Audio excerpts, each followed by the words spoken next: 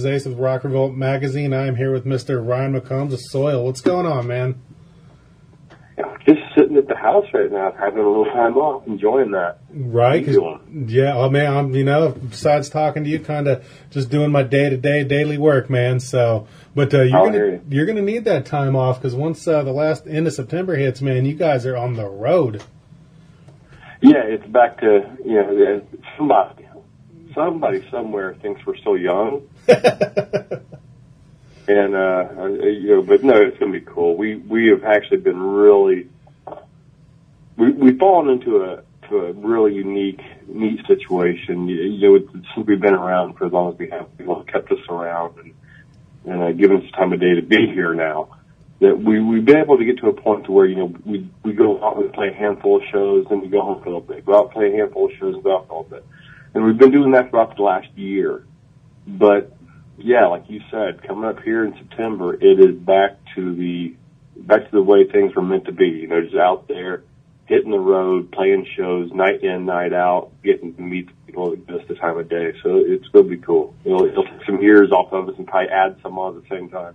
Right on. Well, what do you prefer, man? Do you prefer the on and off, or do you prefer just the grind, just the being able to get into a routine?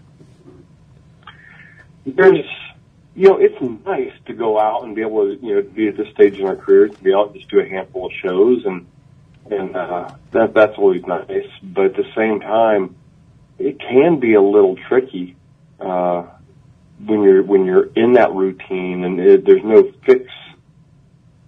I don't know exactly what I'm trying to say, but like when you're on the road and you're just hitting it night after night, there's something to say about that. You're in your zone. The band is clicking. It may seem like Groundhog Day, the movie Groundhog Day, from time to time, because you're waking up and doing the same thing as far as the before and after show stuff goes. And you're just living for that moment on stage, because that's usually where, especially with us, we're not a scripted band. We don't have a bunch of tapes going up behind us that we have to stay in sync with, and so my dialogue is the same thing between songs night after night, that type of thing. We're not one of those bands, so it's that time up on stage that gives us a little bit of, man, do you remember that one time in that one place when that one thing happened? There's always that chance of just some, the memories are made with by some better place. Right. Now are you going to have... Yeah, that time. Yeah. I'm sorry. Oh, no, you're good, man. No, are you going to have a little bit different routine out on the road this time? I mean, given, a couple of years ago you had that little scare on the way back from overseas, you're going to approach things a little bit differently, or is it just, let's go, man, it's full steam ahead? As far as anybody's concerned, when it comes showtime, it's full steam ahead. The things I've had to change are the things behind the scenes. Right. Things that you're not going to be aware of coming to a show. You're not even going to probably be aware of if we run into each other in the coffee shop before the show. I got my medications I have to take. I have to be smart about what I'm doing and what I'm doing to my body. As far as I can't drink like a fish like I used to, and those types of things. And to be honest with you, after the stroke, I was very headstrong on making things better. But as time went, you start testing the boundaries, and the next thing you know, I was back to drinking more regularly. But since I got engaged here, I got a fiance that she's a whole lot more serious about making sure that I'm around tomorrow than letting myself fall into. So I'm back to the whole regimen of doing what I need to, take care of myself, and after show, hooking myself up to the heart monitor, making sure everything's working good, everything's doing what it's supposed to. Oh yeah, man, right on. Got to take care of yourself out there, So got to, like I said, you got a long road ahead here, man. And you guys got this new greatest hits album, Screams the Essentials, going to be dropping that you guys are actually hitting the road for. Yeah, it's crazy. 20-year anniversary. Did you ever think you'd say that? No. When you think about the bands at the time that we came out, 2001 era, that give or take a couple years as far as that time span, you look at the bands that came out at the same time, and there were some great bands and some bands that fell to the wayside immediately that shouldn't have, that were just great, let alone the ones that just, talking about the test of time over 20 years, weren't able to stick around, and the fact that we're still able to go do shows, that people still come to the shows, people still buy the music. Give us 5 seconds on social media. That's amazing. 20 years later, I never thought I'd say that. It's been, it's a holy crap. That's why my hips hurt from jumping off of risers during 7 years of the drowning pool days, and that's why, I'm a little slower in the morning and all that stuff. There's 20 years, but at the same time, it's been like an awesome 20 years. It's been full of memories. It's been cool. So this whole album coming up, this whole release is, it's surreal. It's like awesome, and I feel it, but awesome. Right. I mean, and like I said, when you guys first came out, you guys released Scars with Halo on it, and that was such a great album. That's one of those ones you put on from start to finish. You don't skip a song. You listen to it all the way through. And did you always feel it was hard kind of chasing that album because it was such an epic album? And, Redefined you followed it up great. So, apparently not. I just answered my own damn question. But, how did it feel trying to, keep up with those two releases? Because, they were just unbelievable. Well, you make a good point, though, in what you're saying. Without meaning, you made your own point, actually, without realizing it. Because yeah, I think when you tear apart those first two albums, I think Redefined was a better record. Really? But I do personally. I think Redefined was a better record. From as far as song quality goes, from song to song to song to song to song, beginning to end, I felt like it was a stronger record.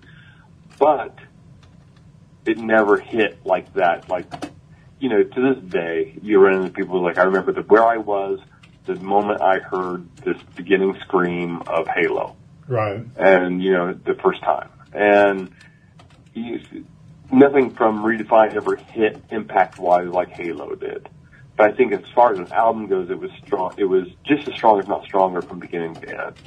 And, and then shortly after that, I ended up leaving the band and was out of music for a little while before I got back into it again with Drowning Pool. So, as far as us chasing that old stuff, as far as the us goes, me, Adam, and Tim, it was, 8 or 9 years later that we get together and we do Whole.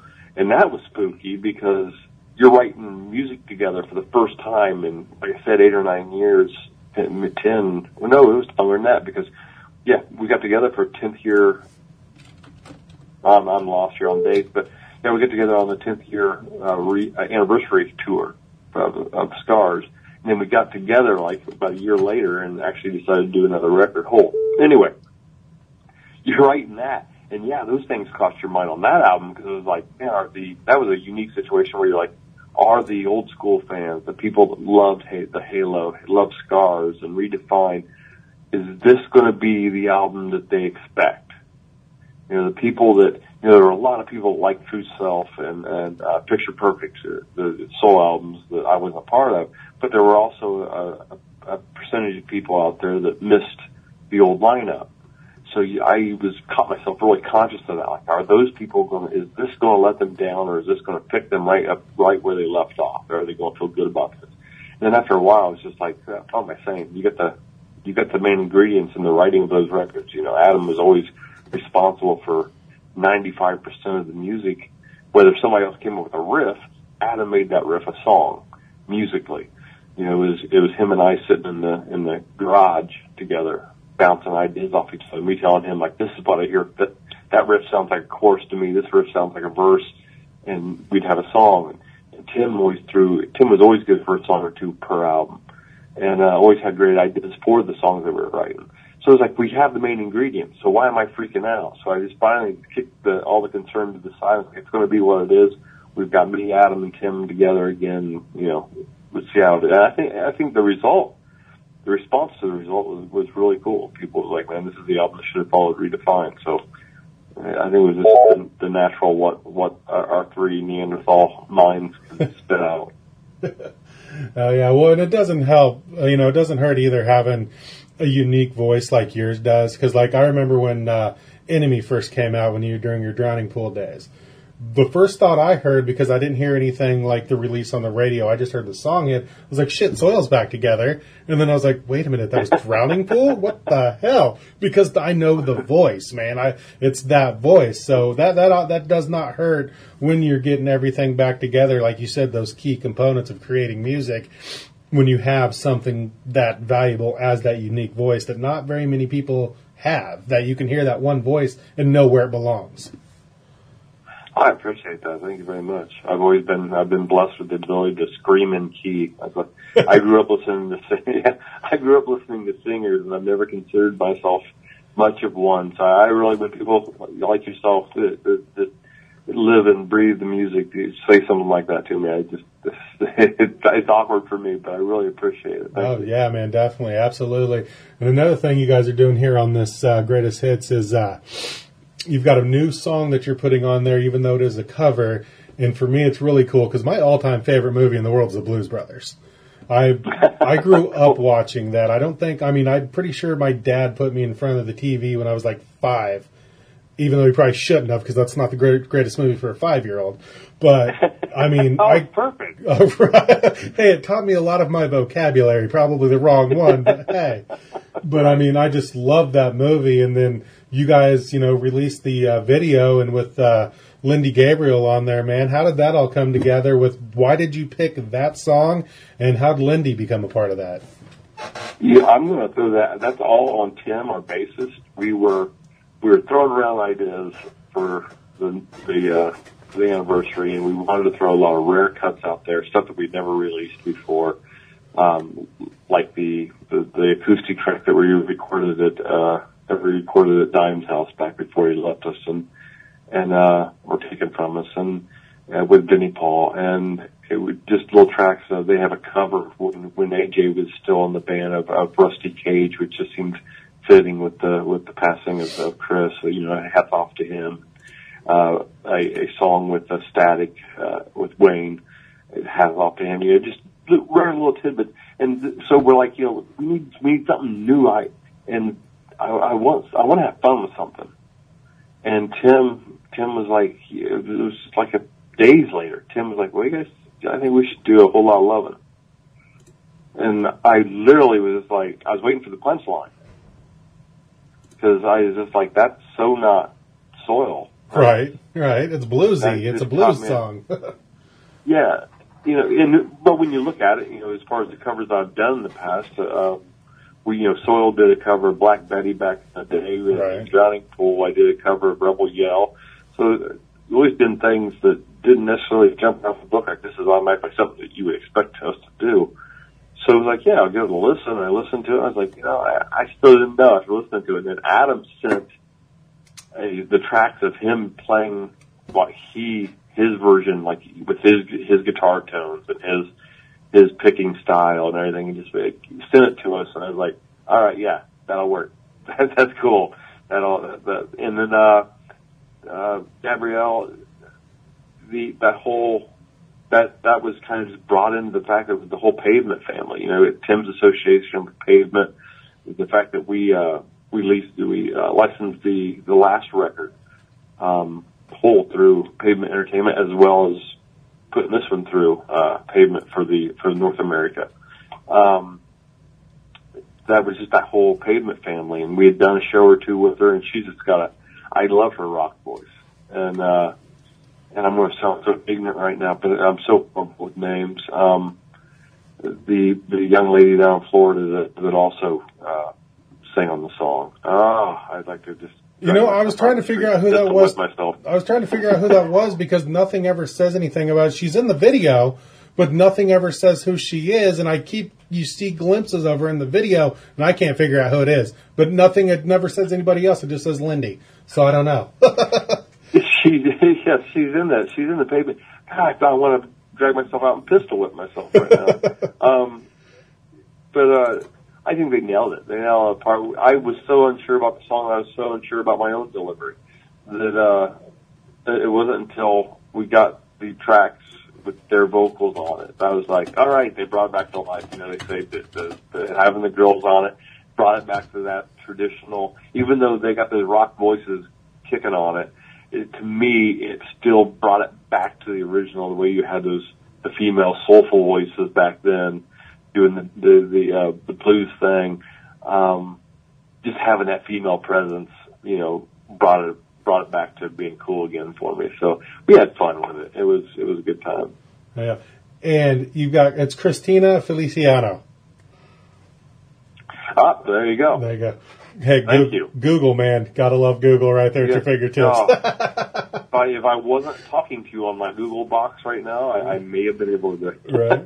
Well, I went to the press release first, and like I said, I'm like, man, all it says is Lindy. That's it. And yeah, so I was like, screw it, I'm Googling it. But hell yeah, no, you guys definitely did a good job with it, man. And like I said, it's fun, it's different.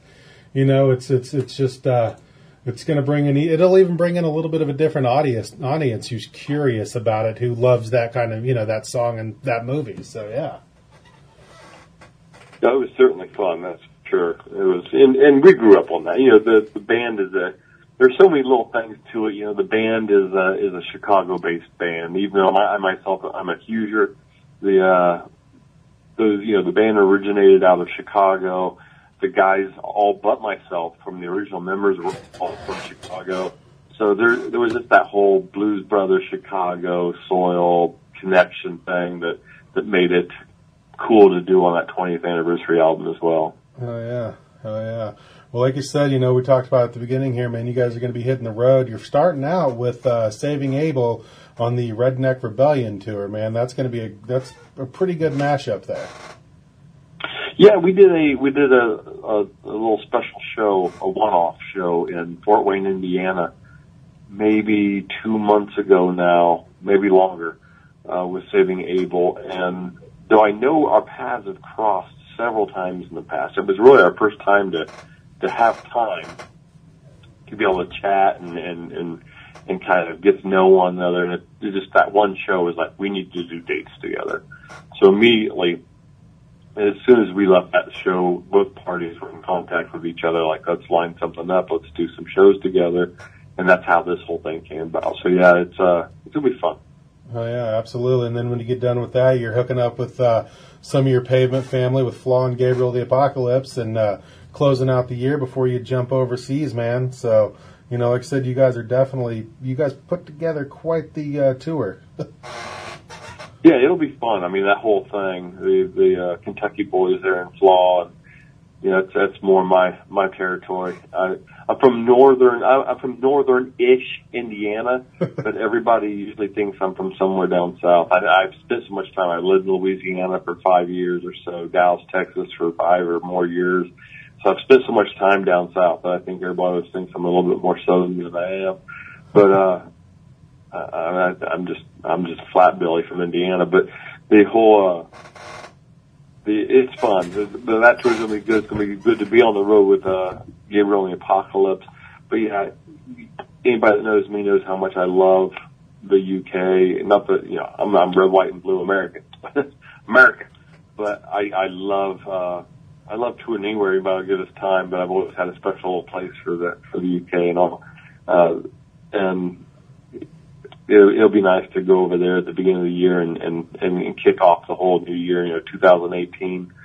So it's gonna be fun, man. We haven't hit the States properly in so long. It's gonna be fun to do these dates towards the end of this year, do those dates over there at the beginning of the year, and by that time I'm sure we're gonna have a whole lot more lined up. So we're just, it's gonna be fun. It'll be a good time. I can tell you, man, I'm scared though, that Kansas City date when you come through my neck of the woods. The last 2 times Flaw has been scheduled to hit Kansas City, their van has broke down and missed their slot. So I'm like, all right, I saw this. I was like, we got to break this curse. You guys got to break this curse. I need you guys to hit that Kansas City date, man. So I got my fingers crossed. We'll tie a chain onto their vehicle and just drag it behind us. Right. Because I saw that and I was like, shit, yeah, Gabriel and the Apocalypse, Soil, Kansas City, fuck, Flaw, shit, it's not going to happen. I did, man. I was like, shit, that's not going to happen. So, snake eyes. I know, right? I was freaking out, man. So we got to break that curse. We got to get you guys here in Kansas City the end of November, man. Absolutely. I know I'm looking forward to it as far as everybody else. Before we let you get on to getting that downtime, much needed downtime you're going to need, is there anything you want to say to the fans, say to anybody before we let you get going, man? You know, we're still doing. I still got a job in the music industry, and the music industry is so scary, and it's such a abysmal place anymore. So when you look at the labels that there were when we came into it compared to the labels that are still alive today, when you look at the bands that are still able to do it, the only bands really doing it and being able to do it are bands that made their names for themselves 20 plus years ago. The industry is a scary, desolate place right now, but I still have a job. I still have, I can still go to work here in a couple of weeks and go do a tour, and it's all because of the people out there. It's all because of people that I've never met before, a lot of people that I have been able to shake the hands of that give me the ability to still do this 20 years later, and it's awesome. So just a big thank you, and I thank you. My family thanks you. They've enjoyed having light in their house, and they've enjoyed the fact that I've been able to pay the water bill for the last 20 years and stuff. So just a huge thanks, and thank you. Hey man, that's sometimes just those two simple words put everything together that you need to say. No, I couldn't say more. Right on, man. I could. I've proven I can ramble like a mother. Well, right on, man. Well, I can tell you, I look forward to seeing you guys, like I said, in the end of November here in Kansas City. And I thank you for your time today, man. And you guys get ready, man, and go, like you said, hit the States properly like you haven't done in a while. Oh, we look forward to it. Thank you so much for your time. All right, man. We'll talk to you soon. All right. Take care. All right, sir. Thank you.